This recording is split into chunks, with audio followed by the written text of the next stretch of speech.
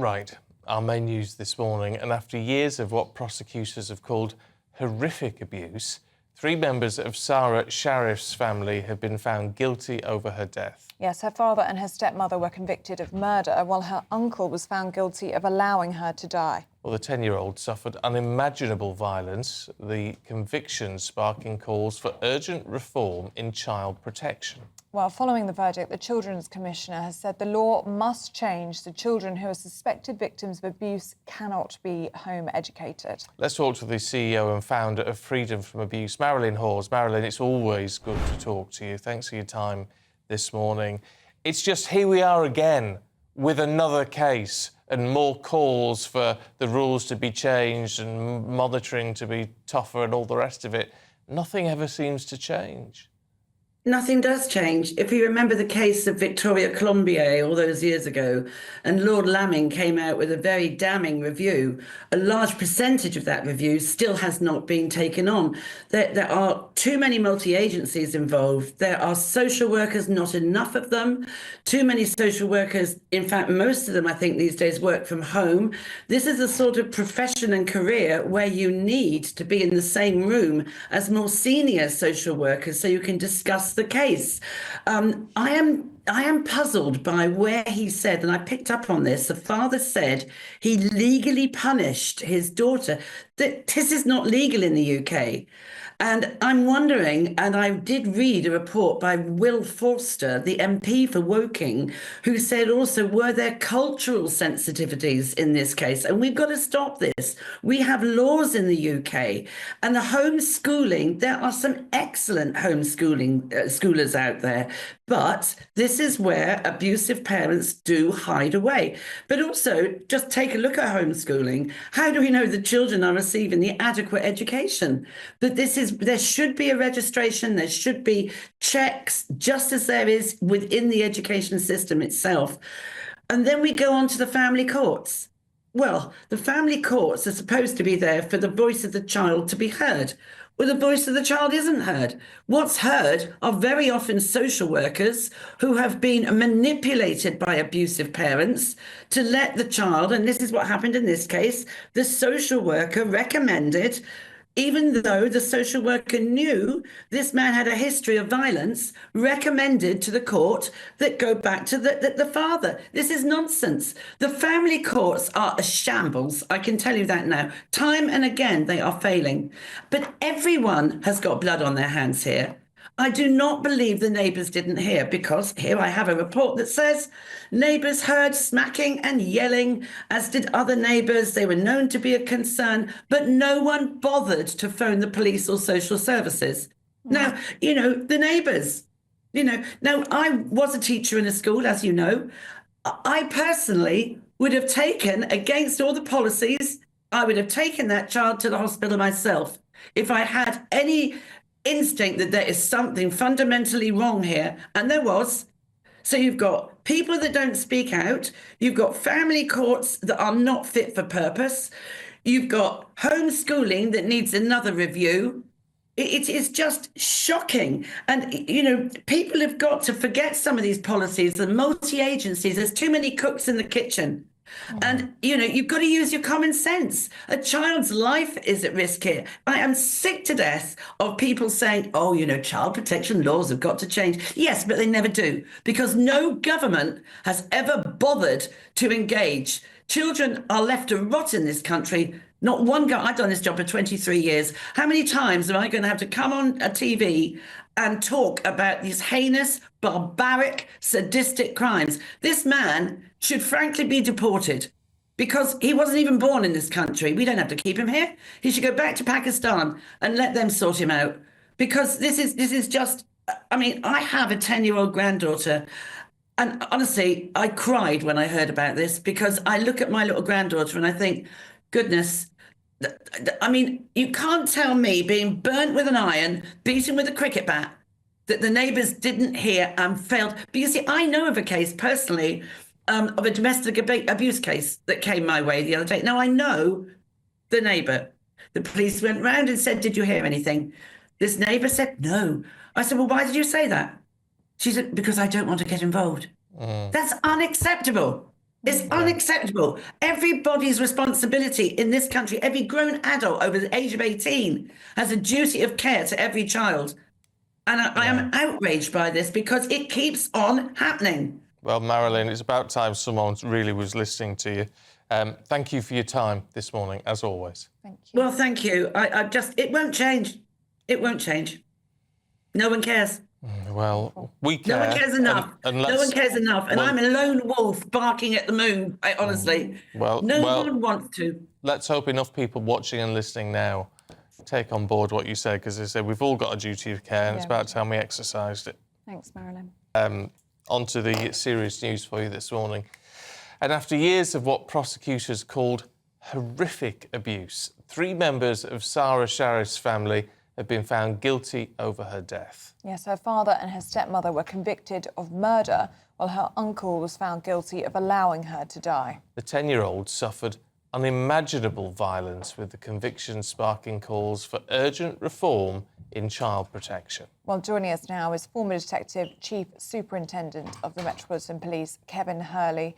Good to see you this morning, Kevin. And the details surrounding this case are absolutely horrific, aren't they?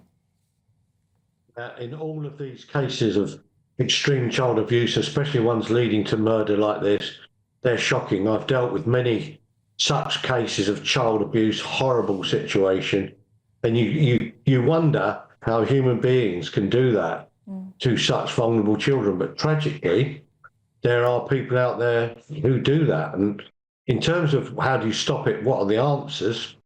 I think we can say there's a few things we can do. That teachers perhaps could play their part in being more observant, looking at the behaviour of children, and we could perhaps provide a support mechanism around those teachers if they do decide to take their concerns forward, because very often it can blow back against them. Similarly, better resourcing of social services who've suffered really grievously from austerity over the last 12, 14 years has resulted in a much denuded social services where they're not so keen to intervene, and then returning, although I don't think there was any real police involvement in this, returning to the police, encouraging response officers to be more nosy. The big people who could help with this, and I've followed this case, there's indications that neighbours and people around the area were aware something bad was going on. And one would hope that if people are concerned and are suspicious, they don't just sit there, they pick up the phone and tell someone, whether it's the police or the local authority, because these children need us all to look for them, look after them. Well, they do. And it's incumbent on all of us. Well, they do, Kevin. They do. The problem with this is that how many times have we had this conversation? How many times? Yeah. Is it unrealistic to think that this sort of behaviour actually can be stopped? Or do we have to accept that every now and then one of these horrific incidents just is going to happen? Someone is going to find a loophole and be able to behave in this way? I don't think we should ever accept this kind of behaviour, but equally we need to, as you say, accept this will happen.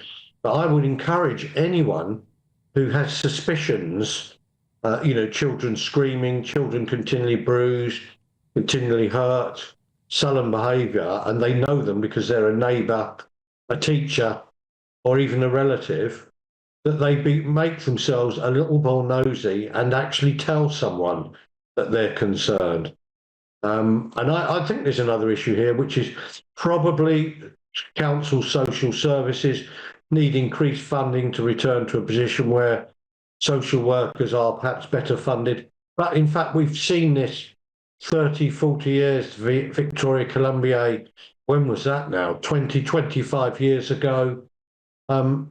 It kind of goes on, overworked social services, people ignore their suspicions. I mean, the truth of it is, none of us want to think badly of a neighbour or a workmate or someone that we know, but some people have a terrible dark side, like these monsters, quite frankly, have. And as a result, this poor little girl was subject to a life of misery, torture, extreme pain, and God knows how she actually died. I anticipate they'll get some substantial sentences, and quite rightly so. But do you know the thing that really is appalling about this family is I read that when they came back from Pakistan, they paid to come back first class to have one last moment of luxury and fun before they knew they had to face the music. It's a shocking case. Yeah, Shocking. it is sickening. The government is considering introducing a ban on smacking children. There's also talks about introducing a homeschool register for children that are educated at home. Is that something that you would welcome? Would that make any difference to these horrific cases that we see time and time again? Well, a lot of parents at some stage, and sadly we all do, some of us, if we lost our temper with young children, we might raise our hands and immediately regret it afterwards. I don't know how you'd ever enforce that, and I'm not sure that one should, up to a point that moderate correction might be acceptable, although I personally don't really believe in hitting children. But I think on the issue of a homeschooling register, I think probably there is a case for that to be regularly checked up upon. If people wish to school their children at home, then there probably needs to be a regime where a local authority education inspector comes round to check on the standard of education of the children principally, but also with the stopgap of safeguarding their well-being. Again, it comes down to everything. Where is the money going to come from for local councils to employ people working for the education authority to come and deal with that? You know, it's all very well us saying that, but the British economy is really struggling, or we've seen slight improvement, but, you know, quite frankly, the police are a shadow of what they once were. We're hearing that the Commissioner of the Met saying they've had to cut huge numbers of elements of the police if the current funding budgets go through. And the thing that really alarms me about that, and it's relevant to child protection and everything else, is the fact that the forensic investigation budgets are going to be cut. You know, these are all the result of where the economy is at this moment. We complain that the police don't catch enough burglars or robbers or people who violently assault women. Well, of course, if they're going to get cuts now to DNA and fingerprint investigative basic capability, don't be surprised if things get worse. And then I'm afraid the current government, whoever is in charge of it, never mind Keir Starmer, have got a real problem while we get to grips with the fact there is not enough money for some essential public services, which is why I think we all need to be vigilant and look out for each other if we're concerned about the welfare of a child in these kind of circumstances, crying all the time, they appear to be bruised or they're not going to school. Perhaps we should just inquire a little bit more ourselves, or if we can't, tell someone, pick up the phone. Yeah, no, well, look, it's a good thing to reiterate, I think. Kevin Hurley, good to see you.